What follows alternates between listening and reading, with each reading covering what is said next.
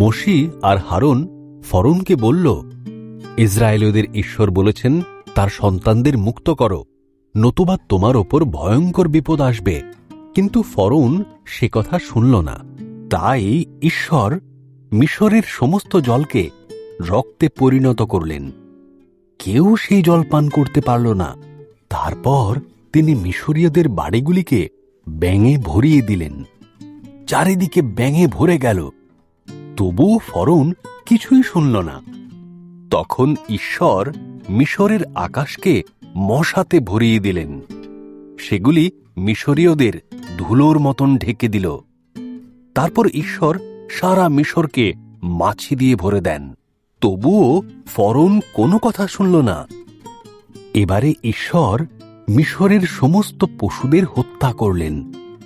ঘোড়া, গাধা, উট, ভেড়া, গরু ও ছাগল সব পশু মারা গেল।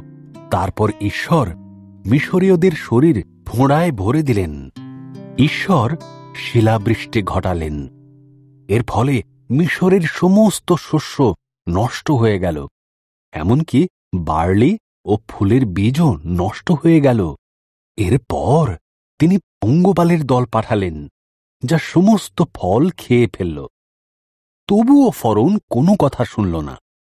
এবার ঈশ্বর সারা মিশরকে অন্ধকারে ঢেকে দিলেন। তবু ফরৌন কোনো কথা শুনল না। ঈশ্বর বললেন, আমি মিশরের সমস্ত প্রথম সন্তান ও পশুদের প্রথম সন্তানদের মেরে ফেলব। আমার সন্তানরা একটি ভেড়া হত্যা করে তার মাংস খাবে এবং তার রক্ত দরজায় লাগাবে। আমি সেই রক্ত দেখে সেই ঘরের পাশ দিয়ে বেরিয়ে যাব, আর সেই সমস্ত ঘরের শিশুরা মারা যাবে না।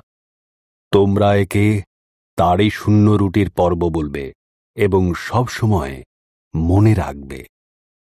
ইসরায়েলীয়রা ঈশ্বরের কথা শুনল, কিন্তু মিশরীয়দের প্রথম সন্তান মারা গেল। এমনকি ফরৌনের প্রথম সন্তানও মারা গেল। অবশেষে ফরৌন শুনল। সে ইসরায়েলীয়দের মুক্তি দিল।